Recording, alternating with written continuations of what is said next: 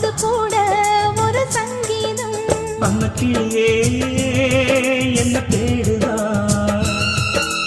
அந்தி பகலா எண்ணி வாடுதா. அலையில காகிதம் போல மனசெல்லாம் தவிச்சாலும் உசுருல நீ இருந்தாலே அது கூட தனி சுகமாகும். அந்த கிளியே